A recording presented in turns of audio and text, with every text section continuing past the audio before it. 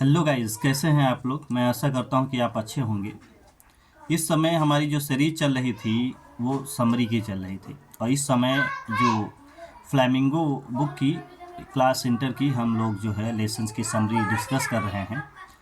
तो प्रोज की जितने भी लेसन्स थे सबकी समरी बता दी गई है, और आज हम लोग डिस्कस करने वाले हैं स्नैपशॉट की। और इसमें जो पहला हमारा लेसन है उसका नाम है the third level, written by Jack Finney. और इसको आप ध्यान से सुनिए। और जैसा कि आपको पता है कि एग्ज़ाम हमारे 22 फरवरी से आने वाले हैं, तो ज़्यादा से ज़्यादा प्रैक्टिस करें। और समरी अगर आप सुन लेंगे तो इससे कॉन्सेप्ट क्लियर हो जाएगा, और आपको शॉर्ट आंसर और लॉन्ग आंसर लिखने में आपको हेल्प मिलेगी। ठीक है, तो बिना देरी किए हुए आइए डिस्कस करते हैं। और हम लोग जो है एनसीईआरटी बुक से डिस्कस कर रहे हैं। अगर आपके पास वो बुक है तो आप उसको ओपन कर लीजिए, और लाइन बाय लाइन हम लोग पढ़ेंगे और उसको एक्सप्लेन करते हुए चलेंगे। तो लेसन का नाम है the third level, written by Jack Finney. और the lesson start from here. The story revolves around a 31-year-old man named Charlie. ये कहानी एक 31 साल का बंदा है जिसका नाम चार्ली है, उसके आसपास ये कहानी घूमती है। हु एक्सपीरियंस समथिंग वियर्ड, जो थोड़ा सा अजीब महसूस करता है। Everyone knows that there are only 2 levels at Grand Central Station New York. हर एक बंदा जानता है कि ग्रैंड सेंट्रल स्टेशन न्यूयॉर्क में सिर्फ 2 ही लेवल हैं। But Charlie believes in the existence of the third level. लेकिन चार्ली विश्वास करता है कि वहाँ पर तीसरा तल भी है। One day Charlie got late from his office. एक दिन क्या हुआ कि चार्ली जो है ऑफिस से देर में चला। He wanted to reach home soon, और वो जल्दी से घर पहुंचना चाहता था। So he went to the Grand Center to catch a train. इसीलिए वो ग्रैंड सेंटर स्टेशन पर गया ट्रेन पकड़ने के लिए। He walk down to the first level. पहले तो वो फर्स्ट लेवल पर गया, and then walk down another flight of stair. और फिर क्या किया, जीनों की एक दूसरी सीढ़ी पकड़ी और नीचे गया। ही thought he had reach the second level again. और उसने सोचा कि वो शायद दोबारा मतलब सेकेंड लेवल पर पहुंच गया है। But he had got lost, लेकिन वो जाते समय खो गया। ही वॉक डाउन अ कॉरिडोर, और फिर वो एक गलियारे से होते हुए ही थॉट इट वॉज रॉन्ग। हालांकि वो बार बार सोच रहा था कि शायद ये गलत है। But still he walk down a short flight. फिर भी वो एक छोटे से जीने से नीचे गया। And he thought that he had reach the second level again. और उसे फिर लगा कि वो सेकेंड लेवल पर फिर पहुंच गया है। However he realise that actually he had reach the third level. और बाद में उसको एहसास हुआ कि वो जो है तीसरे लेवल पर पहुंच गया है। The third level was entirely different and old fashion. और ये जो तीसरा तल था ये बिल्कुल भिन्न था, और ये पुराने ज़माने की स्टाइल का था। देवर फीवर टिकट विंडोज़। वहाँ पर टिकट विंडोज़ बहुत ही कम थी। The information booth were made of would. और जो सूचना पट था, जहाँ पे सूचना दी जाती थी ट्रेन के बारे में, वो लकड़ी का बना हुआ था। The lights were open flames gas light. और वहाँ पे जो लाइटें थीं वो एक तरीके से ओपन फ्लेम गैस लाइट्स थी। मतलब जैसे किसी पुराने ज़माने में बांस में कपड़ा लपेट कर जलाया जाता था, उसी तरीके से ये जुगाड़ बनाया गया था। There were brass spittoons on the floor. और फर्श पर बहुत सारे पीतल के थूकदान रखे थे। Man had beards and side Burns. लोगों की बड़ी बड़ी दाढ़ी थीं और बड़ी बड़ी कलमें थीं। वीमेन वोर ओल्ड फैशन ड्रेसेस। और महिलाएं पुराने ज़माने के ड्रेसेस पहने थे। हाई बटन्ड शूज़, और जूते काफ़ी ऊंचे हील वाले थे। Everything looked a century old. हर एक चीज़ लगभग 1 सेंचुरी पुरानी लग रही थी। He walk to the news boys. और फिर वो एक न्यूज़पेपर लड़का बेच रहा था, उसके पास गया। There he glass at the world. और वहाँ पर उसने एक न्यूज़पेपर देखा जिसका नाम द वर्ड था। The lead story was about President Cleveland. और इसकी जो लीव स्टोरी थी, मतलब लीड स्टोरी जो ऊपर फ्रंट पेज था, वो वहाँ के राष्ट्रपति क्लीवलैंड के बारे में था। Later Charlie found out from the library files. और फिर बाद में क्या हुआ कि चार्ली को जो है लाइब्रेरी फाइल्स तलाशा उसने। And that it was printed on June 11, 1894। और फिर बाद में पता चला कि ये न्यूज़पेपर जो है 11 जून 1894 ईस्वी की डेट दिखा रहा था। ही turns towards the ticket Windows, और वो टिकट विंडो की तरफ मुड़ा, and wants two by 2 ticket for Galesburg Illinois, और वो जो है इलिनॉइस में गेल्सबर्ग है वहाँ के लिए 2 टिकट खरीदना चाहता था। Since he had no old style currency, क्योंकि उसके पास ओल्ड स्टाइल करेंसी तो था नहीं, he could not buy tickets, इसलिए वो टिकट नहीं खरीद पाया, एंड केम बैक होम, और दोबारा वापस घर आ गया। He had always wanted to travel to Galesburg with his wife, वो हमेशा जो लुइसा में गेल्सबर्ग था वहाँ पर अपनी बीबी के साथ जाना चाहता था। In his mind it was wonderful town hill, और उसके दिमाग में था ये बहुत ही अद्भुत एक नगर था जो पहाड़ियों के किनारे था, with big old frame houses, बड़े बड़े घर वहाँ बने थे, ह्यूज लॉन्स, उनके आगे बड़े बड़े मैदान थे, एंड मैग्निफिसेंट ट्रीज, और बहुत बड़े बड़े पेड़ थे, हुज ब्रांचेस मीट ओवरहेड, और जिनकी टहनियाँ सर के ऊपर मिलती थी, मतलब एक पेड़ की टहनी दूसरे पेड़ से मिलती थी, and forms a canopy over the street, और गलियों के ऊपर बढ़िया टेंट के समान बन जा रहा था। It is a place with long and pleasant summer evening, it was a place with a long pleasant summer evening, यहाँ पर एक ऐसा स्थान था गर्मियों में यहाँ की शाम जो है बहुत ही अच्छी तरीके से होती थी, where people sat out on their lawns, जहाँ पर लोग जो है अपने घरों से निकलकर मैदान में बैठते, अपने घर के सामने जो मैदान होता, स्मोक्ड सिगार्स, बैठे बैठे बढ़िया कुर्सी पे सिगार पीते, एंड टॉक्ड क्वाइटली, और बड़े ही शांति से एक दूसरे से बात करते।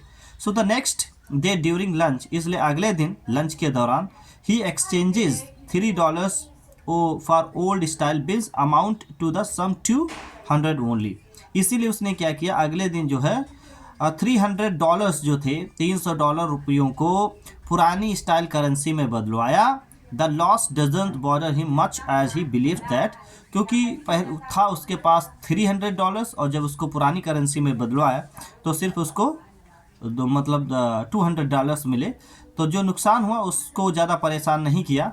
As he believe that in Galesburg everything will be cheaper, क्योंकि वो विश्वास करता था कि गेल्सबर्ग में सारी चीज़ें सस्ती होंगी, क्योंकि वो जो है टाइम ट्रैवल कर चुका था, तो सोच रहा था उस दौरान जो है वहाँ पे सारी चीज़ें सस्ती होंगी,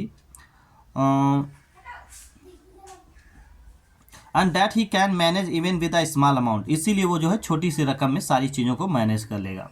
but he could never again find the corridor leading to the third level, लेकिन जब वो मतलब दूसरी बार जब गया थर्ड लेवल जाने के लिए, तो उसे गलियारा नहीं मिला। His wife Louisa is worried after knowing all this, उसकी बीवी जब ये सारी चीज़ों के बारे में जान पाई तो काफ़ी परेशान थी, and ask him not to look for third level any further, और बताया कि आप दोबारा थर्ड लेवल के बारे में तलाशने की कोशिश ना करना। सडनली चार्ली रियलाइजेज, अचानक चार्ली जो है एहसास करता है कि ही साइकेट्रिस्ट फ्रेंड सैम वेनर, इसका जो मित्र था जिसका नाम सैम वेनर था, ये साइकेट्रिस्ट था, मनोचिकित्सक वैज्ञानिक था, डॉक्टर था, whom he shared his experience, उसने सारी बातें अपने दोस्त को बताई, is nowhere to find, और अब वो जो है वो बहुत दिन से दिखाई नहीं दे रहा था। So he and his wife keep looking for him at the weekends, इसलिए जब भी वीकेंड आता तो वो और उसकी बीवी मिल करके सैम को ढूंढते। One day while fusing with his old stamp collection, एक दिन वो जो है अपने पुराने स्टैम्प कलेक्शन को जब तलाश रहा था इधर से उधर, चार्ली कम अक्रॉस लेटर, तो चार्ली का उसे पत्र एकदम से मिल गया, that was not there earlier, और ये पहले पत्र नहीं था लेकिन आज ढूंढने पर मिल गया। It bears the postmark on the faded 6 cent stamp with a picture of President Garfield, it bears the postmark on faded, इस पर एक हल्का भद्दा सा पोस्ट मार्क भी लगा था, और ये 6 सेंट स्टैम्प का था, और इस पर मतलब स्टैम्प पे वहाँ के राष्ट्रपति जो गारफील्ड थे उनकी तस्वीर बनी थी। The envelope was sent on July 18, और ये लिफाफा 18 जुलाई 1894 मीन्स 18 जुलाई 1894 ईस्वी को भेजा गया था चार्लीज ग्रैंडफादर, चार्ली के दादाजी को, इन गेल्सबर्ग में, and is added to Charlie, address to Charlie, लेकिन पता चार्ली का पड़ा था।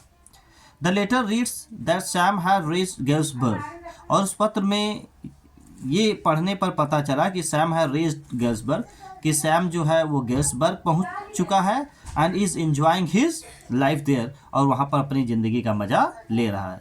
ही आल्सो इन्वाइट्स चार्ली, और वो चार्ली को भी इनवाइट करता है, एंड लुइसा टू गेल्सबर्ग, वो चार्ली और लुइसा को भी गेल्सबर्ग आने का न्योता देता है। When Charlie goes to the stamp, जब चार्ली जो है when Charlie goes to the stamp coin store, he found out that Sam had bought $800 worth of old currency.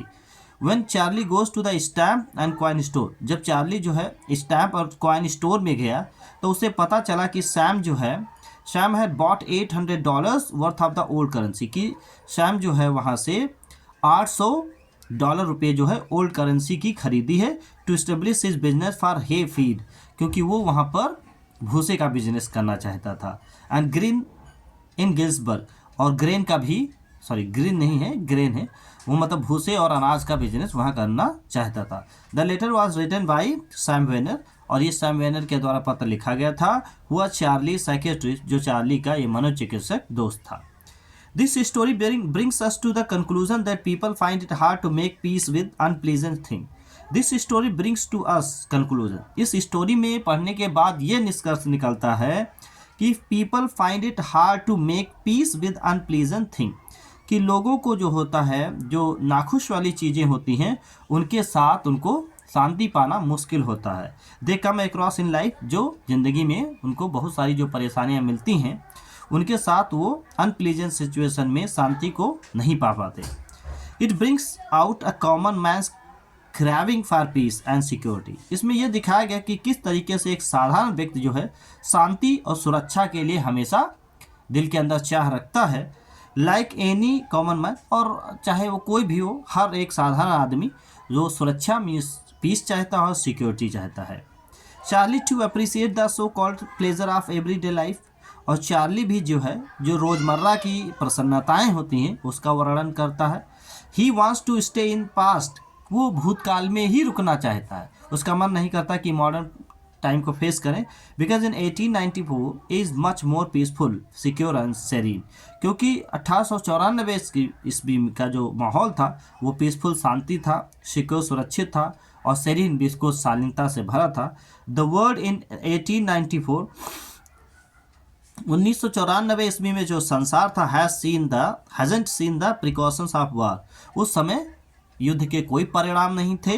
The insecurities that come with war and terror, और वो असुरक्षाएँ जो युद्ध के साथ, आतंक के साथ और बीमारियों के साथ जो होती हैं, had got the better of common folks like Charlie, वो चार्ली जैसे व्यक्तियों को क्या कर देते हैं, परेशान कर देते हैं, जो साधारण किस्म का बंदा होता है। Who wants a transient relief from harsh realities of life, जो हमेशा जो है ये ज़िंदगी की जो हार्श रियलिटीज़ होती हैं, वास्तविकताएं, उनसे क्या है वो एक ट्रांजिएंट मतलब क्षणिक रिलीफ चाहता है। तो इस तरीके से देखते हैं कि इसकी समरी हो गई है। काफ़ी इंटरेस्टिंग स्टोरी थी, लेकिन ये साइंस फिक्शन है एक तरीके से। इसमें जो लेखक है वो लगभग 100 साल जो है टाइम ट्रैवल कर जाता है। तो स्टोरी मज़ेदार थी। मैं आशा करता हूँ कि आपको ये समझ में आया होगा। अगर आपको कम समझ में आया है तो आप क्या कर सकते हैं कि आप वीडियो को दोबारा देख सकते हैं। लेकिन अगर आपको वीडियो जो है पसंद आता है तो आप उसको लाइक करें, शेयर करें दोस्तों के बीच में, ज़्यादा से ज़्यादा शेयर करें अपने दोस्तों के बीच में, क्योंकि पेपर आने वाले हैं तो सबका फ़ायदा हो जाए। ठीक है, तो अगर कोई दिक्कत है तो आप कमेंट करके ज़रूर बताएं, और मिलते हैं किसी नेक्स्ट वीडियो में। तब तक के लिए goodbye and thank you, bye bye.